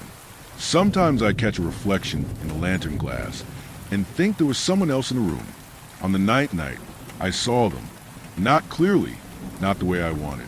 Just a smear of shape in the beam sweep. But it wasn't a gull or spray or shadow. It was taller, straighter. A human outline standing where no footing should exist. Just fog and air and the drop to the rocks. By the time the beam came round again, it was gone. I didn't log it. I barely trusted myself to think it. The next night, there were 3. They stood at different heights out in the fog. Far enough from the tower to make no sense, but close enough to see. Perfectly still, perfectly wrong. My stomach turned like I was in free fall, but I couldn't move. I gripped the brass rail until my hands went white. When the beam passed again, they'd shifted. I couldn't be certain, but I'm sure it was a fraction nearer. I nearly choked myself on the foghorn cord, trying to get the sound out fast enough. I prayed the monstrous noise would create sound waves powerful enough to disturb the uncanny patterns made by the fog and light. The note roared into the dark, shaking the tower. For a moment I felt relief, until all 3 figures lifted their heads at once, like the sound was calling them home. I didn't sleep after that. Couldn't. Every sweep of the light brought them back. Every blast of the horn seemed to tighten whatever tether was pulling them in. I sat with my back to the wall, mug of coffee clutched like a weapon, whispering bargains to myself. If they reach the glass, I'll run. If they step onto the gallery, I'll jump. If they make a sound, I never finished that one. By dawn, they were gone. Through the night, they seemed to shift a little closer with each pass of the lantern, never reaching the tower, but always shrinking the distance. As the sun crept back into existence, they thinned and faded with the fog. And in their place, on the rail where they had been staring all night, the white crow perched again. Too bright against the dim dawn, it tilted its head, watching me in silence before vanishing back into the fog, as it had been bearing witness the entire time. By the 3rd week, I'd stopped pretending this was routine. The tower ran on its own rhythm, light turning, horn groaning, gears ticking, but I was the one falling out of sync. My hands shook even when they weren't on the rail. My coffee tasted like brine. My own reflection in the lantern glass startled me more than once. The second notebook grew messy. Sentences trailed into nonsense. Words scrawled at angles I didn't remember writing. Pages smeared where my hand had sweated through the ink. One night, I woke with the pen still in my fist. A line etched over and over until it carved the paper. They are closer. The fog pressed tighter, damp clinging in my clothes. The whole tower felt smaller. I paced the stairs to keep myself awake, but more than once I reached a landing and couldn't tell if I was climbing up or down. Once I circled and circled, breath ragged, until I realized I'd been walking past the same window slit for nearly half an hour. When I leaned out to check, there was nothing but blank fog. Nothing, except the faint scrape of something against the stone. I stopped opening the logbook. What was the point of writing bulb checked or gear wound when the real notes were carved into my bones? The figures returned night after night. Each time the sun fell, they were back in the fog, always starting from the same impossible distance, as if rewound by dawn, and each sweep of the lamp drew them forward again. The figures were no longer just outlines. On the 12th night, the beam caught the pale suggestion of faces, blurred, waterlogged, but watching. Their posture was wrong. Heads too still, bodies leaning just enough to look like they were falling without ever touching the ground. Each sweep stole another fraction of the distance. I swore I saw a breath pluming the cold when the light brushed them. The horn betrayed me worst of all. I pulled the cord, and instead of repelling, the vibration came first, shivering through the rail, crawling up into my chest. Then they shifted, all of them, as one, like the horn had given them permission. I stopped blasting it, but the silence was worse. I could feel them waiting for it, like dogs starved for a whistle. That was the night the white crow came back. Not at dawn this time, but deep in the hours before morning. I found it sitting on the gallery rail, feathers glowing faint against the lamp's beam. It didn't caw, didn't move, just tilted its head at me, eyes dark as the fog behind it. For a second I thought if I leaned close enough, it would speak. I don't know why, but I whispered to it, asked it what they wanted, asked it if it was here for me, asked it if I was supposed to keep the light burning or let it die. The crow blinked once, and then the fog swallowed it. By dawn, the figures had retreated again. The white crow returned with the morning too, perching on a rail like it owned the place. I'd started leaving scraps of bread for it, offerings, maybe. I couldn't tell if it was an omen or protector, but since the figures hadn't stepped onto the gallery itself, I let myself believe it was keeping them back, hoping it was. But even after dawn, the rails seemed to hum faintly, like it had held on to something that wasn't mine. Not the horn this time, something else. I couldn't shake the sense the tower itself was carrying their presence forward, holding a trace of them that would only end once they were inside with me. By the 4th week, the tower didn't feel like mine anymore. It felt borrowed, or worse, shared. The air inside was never still. The walls had a pulse I could feel through my palms when I leaned against them. I'd wake choking on panic. Certain something was in the room with me, a terror that makes you bite down on your own fist to keep quiet. My thoughts whispered that there was no need for silence, that I was alone, but the dread clawing at my chest told me better. I was far from alone. I stopped pretending the figures came and went. They reset, yes, but the rail still thrummed each morning like it had carried something up from fog. I knew they hadn't left at all. They were simply waiting for the chance to start again. Every dawn felt like a reprieve I hadn't earned. There was no question of leaving. The tower sits on a rock cut off from the mainland. The supply boat long overdue. The cliff path drowned under fog. I tried the radio more than once, but the harbor master's voice never sounded surprised, almost like he already knew what circled the lighthouse. Every call ended the same way, him telling me to keep the lamp turning, then cutting the line. That's when the fear deepened. If he knew and still left me here, then what chance did I have? I thought about the coats I found on my first day, hanging forgotten in the watchroom, too many for one keeper. I'd wondered then why they were left behind. Now I think I know. I imagined their owners running down these same stairs, pressing the same rail, whispering the same promises to themselves until the night took them too. The white crow came every dawn without fail, black eyes fixed on me while I placed bread on the rail. The first time it ate, I thought I imagined it.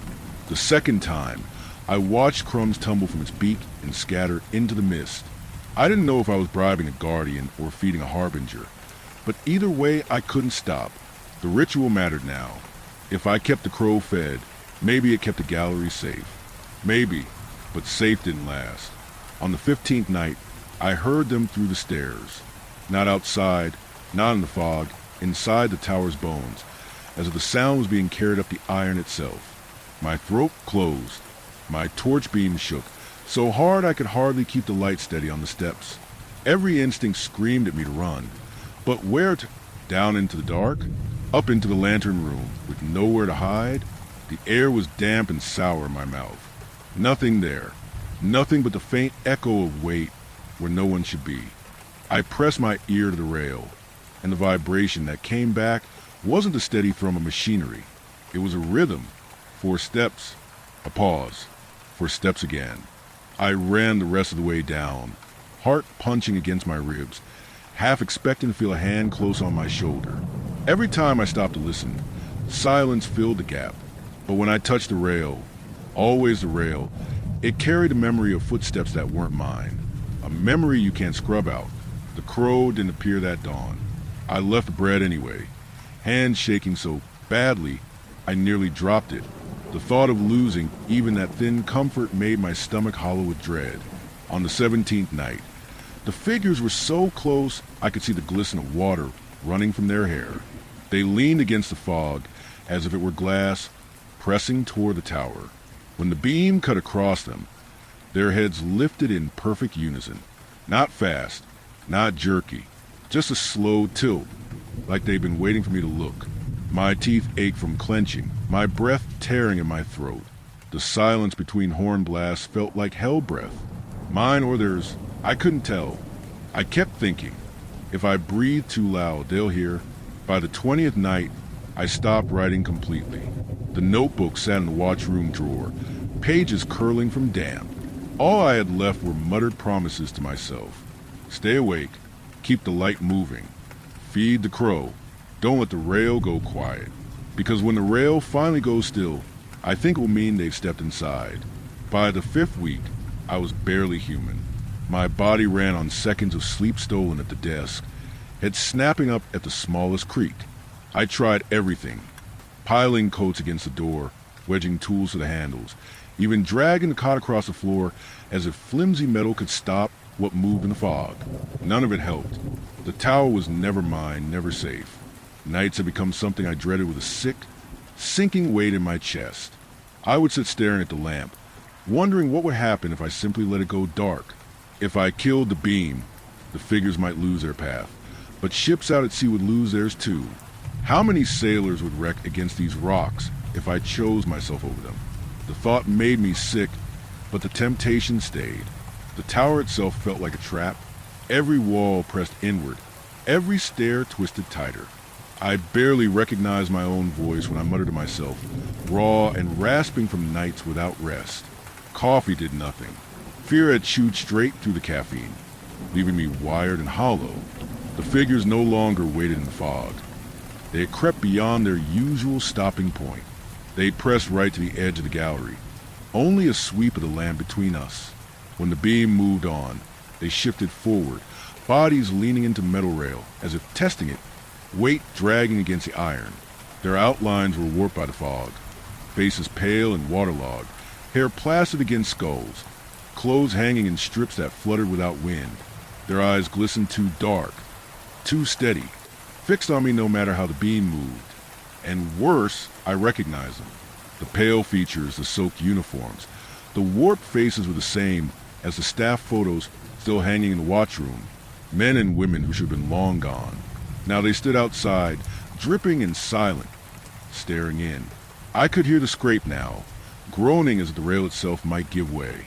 On the final sweep of the lamp before dawn, I saw them on the gallery itself, right outside the window.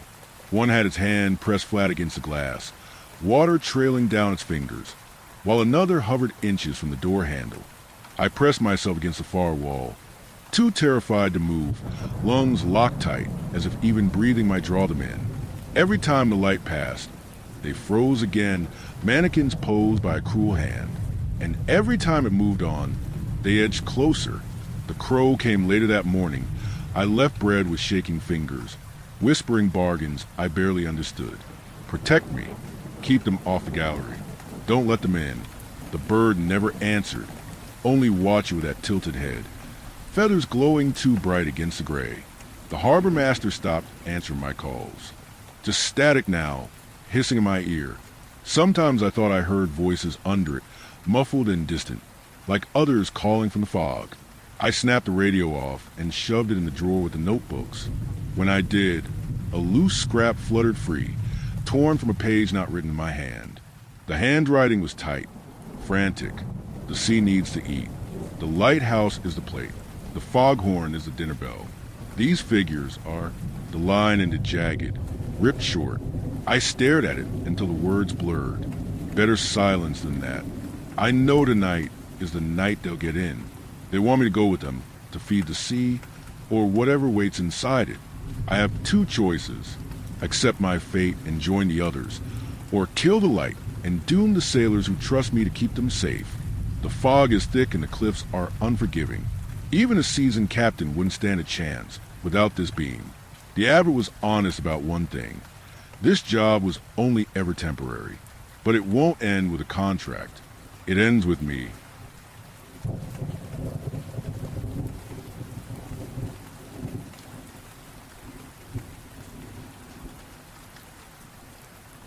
Story 8.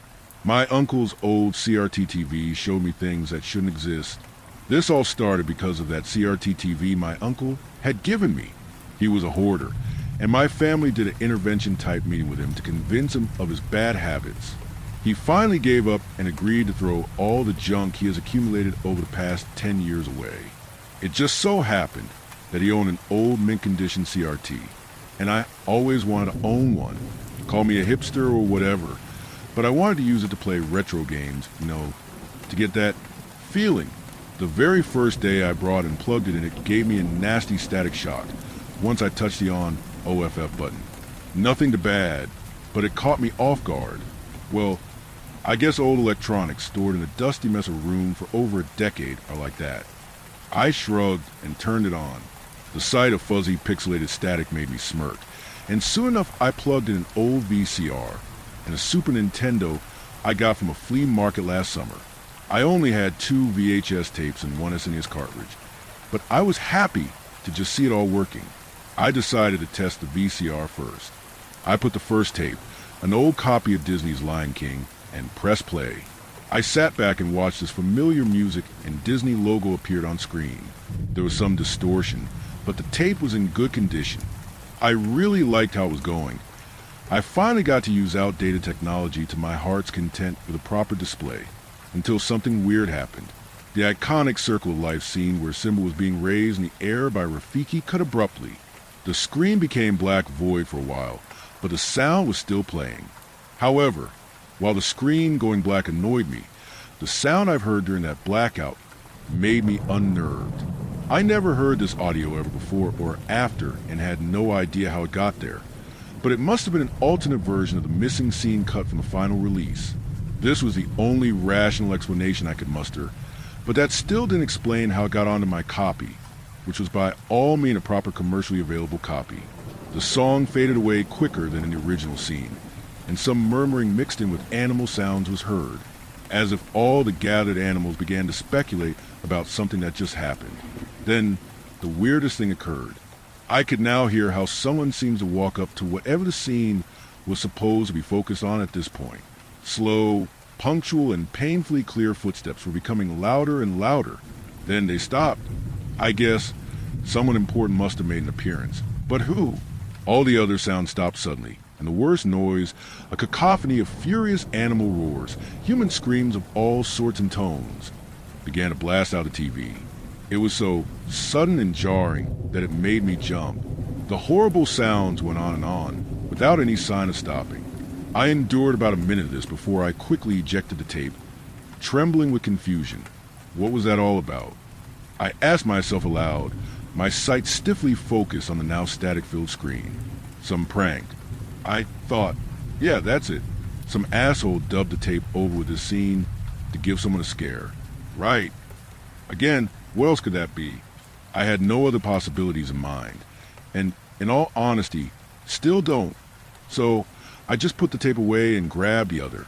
That one was Killers from Space, an old and rather bad, even in the opinion of low-budget 50s horror aficionados, sci-fi movie. The movie was fine. I watched it for about half an hour and didn't notice anything wrong. At this point, I was relaxed and laughing at myself for getting so horrified by that stupid Lion King tape. Then my heart dropped. In the movie, the titular killers from space are these silly-looking humanoid aliens with big googly eyes. However, the scene of their introduction, which now was playing in front of me, was different. In fact, the aliens were completely changed. The costumes looked much more intricate, with meticulous veins running around their now nightmarish and human heads. I really can't find a good comparison to describe their form. The heads looked like giant warts of vein of flesh covered sparsely in few places with patchy hair. The eyes, which look hilarious in the original, were the worst, however. They looked organic. They were moving, slightly pulsating, and they stared straight into the camera, no matter the camera angle or scene. Even in moments during which they were supposed to be looking at and talking to the main protagonist, they were instead staring right at me. Their costumes were different also, with long stripes of torn metallic-looking material hanging down to their bent and disfigured lanky legs. In between the torn costumes, I could see a pulsating fleshy mass, which resembled raw meat. Then, just like in the Lion King tape, a new scene began.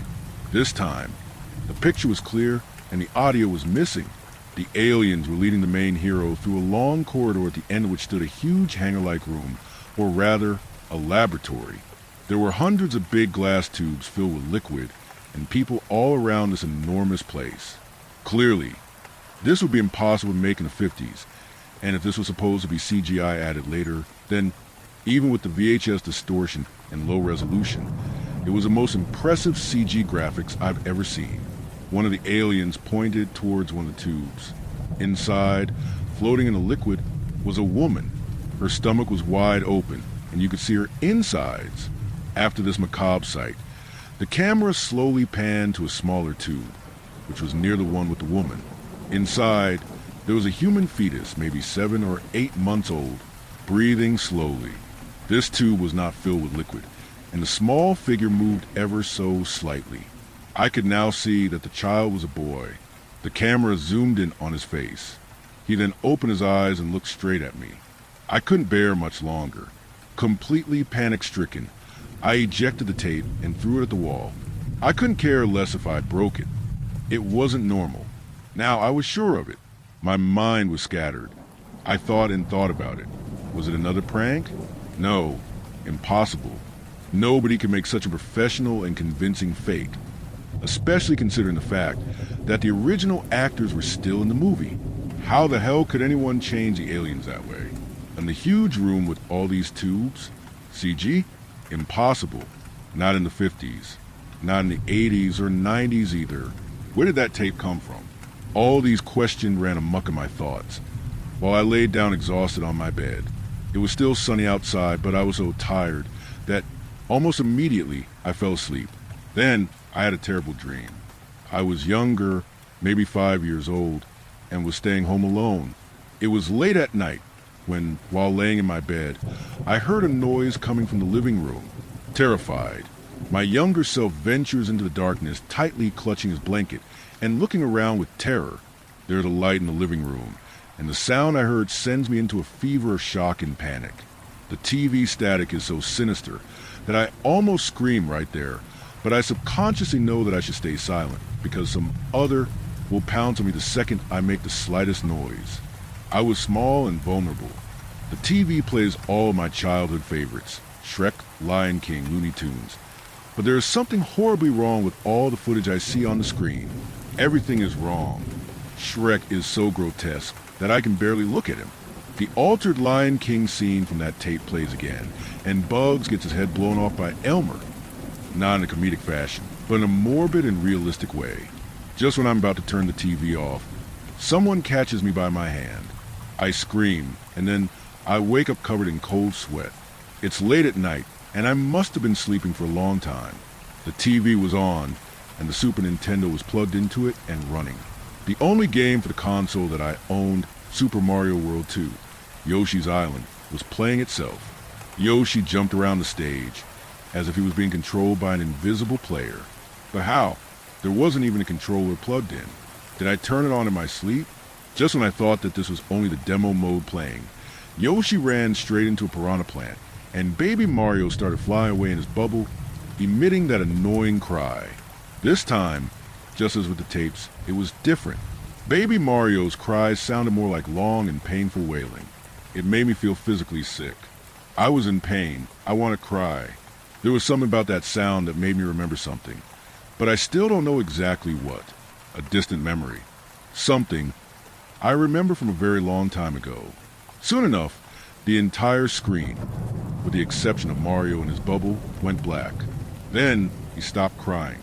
He looked straight at me. Below him, white letters began to form, slowly, one after another, forming the sentence. Every child needs a guardian. I will give you one. Now, 2 weeks later, that TV is somewhere far away from here. I gave it away for free as quickly as I could. I couldn't bear this. I don't know why, but I feel bad about it. I'm afraid that now it torments its new owner just as it did me. This was not the end of misery for me. However, the throwing away of all his junk did not improve my uncle's mental state, and much to the shock and despair of me and my family. He committed suicide. I was so sudden. They found him hanging in his now much cleaner room. He looked way worse than before. He was gaunt and pale. I think it was somehow related to that damn TV. The tapes and the game turned out to be fine, as I tested them again at friends. There was nothing wrong with them. It was a TV my uncle gave me that turned everything it displayed into a nightmare. It sent me these messages for a reason, but what was it? I pondered about the message that game gave me. Who was supposed to be my guardian? Who or what would show me these terrible nightmares? I never really had problems with my parents. They both loved me, and I loved them. The messages I got from that damn TV made no sense to me. Even if it was some kind of ghost, demon, being, whatever, all of this just baffled me. Now, something else happened after all that. I had a new dream last night. This is the reason I'm writing this down. It was exactly the same as the nightmare I had before. But one thing was different. My uncle was there with me, watching. I felt safe.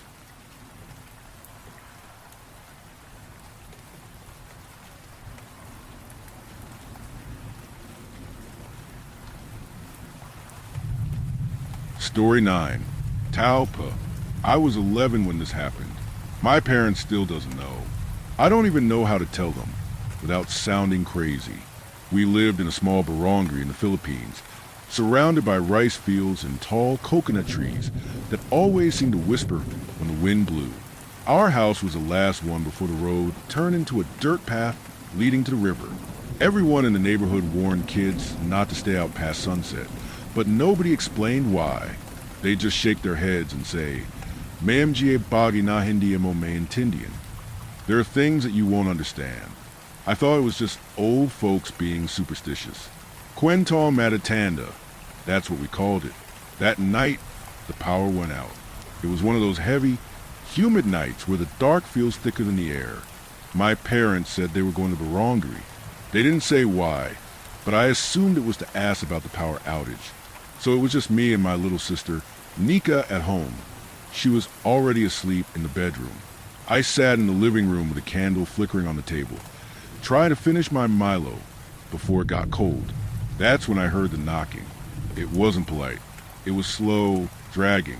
3 knocks, then silence.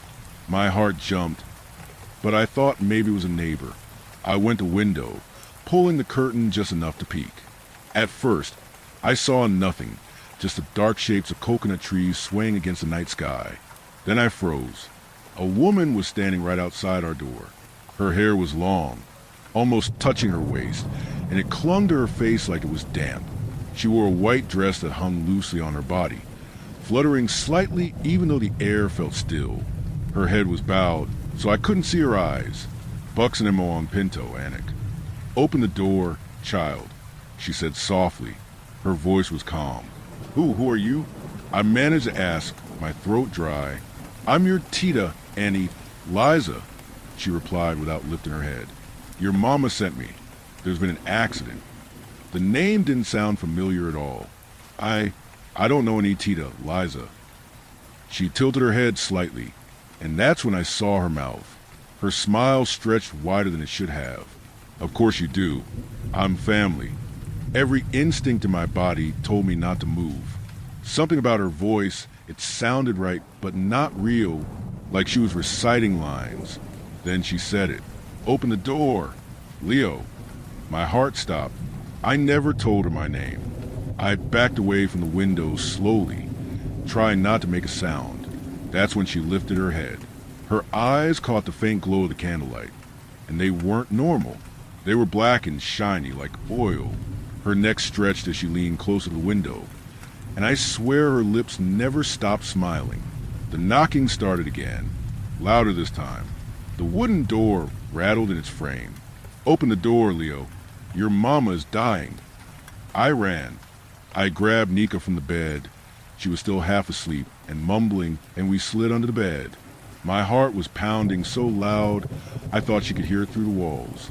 I wrapped my arm around Nika and pressed her face into my chest so she wouldn't make a sound.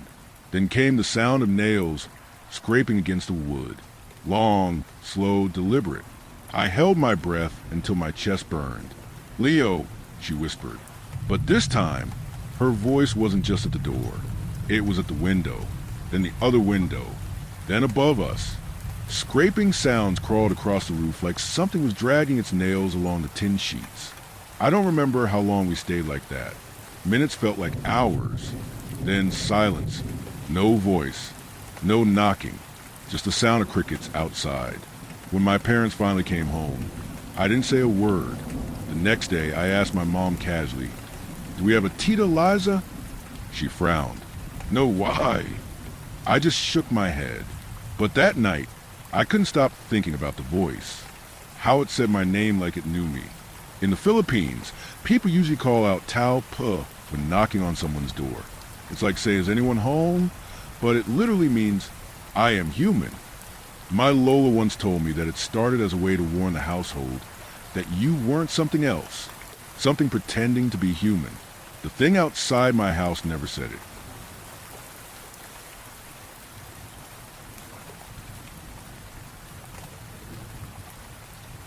Story 10. Someone keeps eating under my window. It is such a weird thing to state, but it's true and it has been driving me insane. I'm a college student and living from part-time paycheck to part-time paycheck. Between working and studying, I barely have time to rest. You know, I might have a habit of partying in the weekends, but can you blame me? I don't want to miss out on anything, and although I may be sleep deprived, I'm living life to the fullest. The thing is, a few weeks ago I just got home from a party. It was around 3 a.m., and I was not in my best state. I was trying to sleep off the mix of vodka tonics and coke when I thought I fell into one of my nonsensical dreams. I was so drunk I kept feeling the bed rocking with me, and that made me envision a boat and hear the water splashing across the wood in rhythmic but persistent waves. However, after a few minutes passed, I realized I wasn't dreaming. The rocking sensation had an explanation, but the splashing sound didn't. The more I focused, the more I realized that the splashing resembled someone eating. I opened my eyes and fixated on the ceiling. Yeah, it didn't really sound like splashing. I could make out the wet sound of chewing and biting. I squinted. Was my window open? I stood up carefully, trying not to make the room spin more than it already was, and approached the window, careful not to trip over a suitcase and some books I'd thrown on the floor. Moving my ear closer to the glass, I could hear it a bit better. I opened it, stuck my head outside, and looked down. No one was there. I don't know why it didn't occur to me to also look up. I just closed the window and went back to sleep. Over the month, I kept hearing it outside my window, always late at night. I was sober most of the time, which meant I needed to rest properly, and the sound of loud, wet chewing stretched over my dreams and haunted me in my sleep. It began to annoy me more than it intrigued me, the same way that you get annoyed when a friend of yours chews with their mouth open. Ignorant to anybody around them, I talked to my neighbors, and no one seemed to know anything about that. I figured some homeless people were hiding around. Even though I didn't understand why the fuck they would eat outside my window at 2 a.m., after a while, I began to feel so exasperated by this sound that I swore I could hear in my room. It wasn't always there, but that didn't make its presence any more bearable. The only way I would tolerate it was if I was really high or really drunk, or both. Such occasion came quickly, and one night, I barged into my room obnoxious and dizzy, finding shelter against the terrible storm of my own nervous system on the floor. I lay down on the carpet, face up, and so many sounds assaulted my mind that I didn't even notice the sound of chewing. As I was drifting off to sleep, I shot up wide awake and turned to the side, suddenly aware of the risk of sleeping on your back and choking on your own puke. I awoke around 5 hours later, dazed and confused, hungover, and cursing the day I was born, my head spinning and my organs chasing each other through my body. I stood up, thinking that I could make it to the bathroom for a shower, but my legs gave in quickly, and I threw myself onto the armchair, which was a bad choice. The room started twisting in all directions, the walls running away from me. I clung hopelessly to the cold leather of the chair, gripped its stiff arm, and used it as an anchor as the walls continued their unnerving dance. Don't throw up, I kept thinking. Don't throw up. Don't throw up. Don't throw up. Don't. I gripped the arm of the chair tighter. I bent inwards a bit, keeping my eyes tightly shut and praying that the spinning would stop any time now. Apart from my own sour smell, I could feel the smell of the old carpet and the dust hanging around. My bed was unmade, the sheets were thrown off, and clothes covered almost every surface. I was not the cleanest person, but I still felt embarrassed. I kept thinking of the girl I'd almost brought back to my room, and I felt glad I hadn't. I finally lay my head on the leather and allowed myself to drift off to sleep once again, hoping that I would wake up feeling better. And I did. Around 9 p.m., my eyes open and fixated on the wall in front of me. The digital clock, the desk, the laptop lazily left on. My neck was stiff and hurt. I realized I'd fallen asleep in a weird position, twisted like a pretzel. It was a miracle I hadn't thrown up on myself. I carefully stood up, afraid to disturb the delicate balance of my poisoned body, and went to the bathroom. When I came back, I stared for a while at the empty, moonlight-kissed room. Something didn't add up. I know what you'll say, and I agree. Anytime I drink, I wake up anxious, with a sense of impending doom. I keep thinking that there is something that is just wrong, something I missed, that will eventually lead to my demise. I kept looking around, perplexed, not able to understand what was wrong, why I felt so thrown off by the familiar image of my dorm. After a few moments, I shrugged it off and went on to grab some clean clothes and get in the shower. There, surrounded by steam and light, I felt invincible.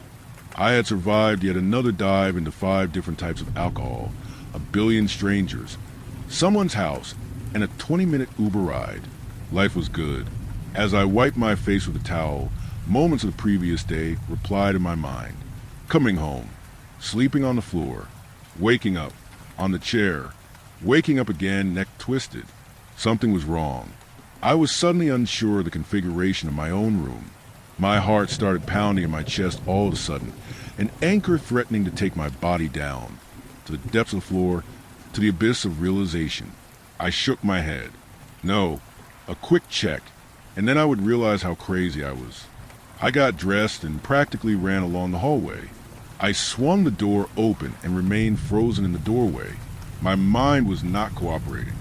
I kept hitting a wall, like a stupid child trying to fit a wooden cube into a circular hole. At last, I turned around and absently knocked on my colleague's door. He let me hang out for a while and use his laptop to type this. I need you to understand that I am not crazy or drunk or junkie. No matter how fucked up I was, I still remember resting my head on the arm of the chair, my cheek on the cold leather. I remember gripping it with my fingers in a desperate attempt to stabilize myself. I also know that my chair has no arms. A few hours ago, before and after my shower, I'd stared straight at it and verified what I'd known for the past 2 years, when I lived there.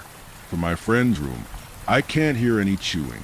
I don't know what was in my room, or what is in my room, what I slept against.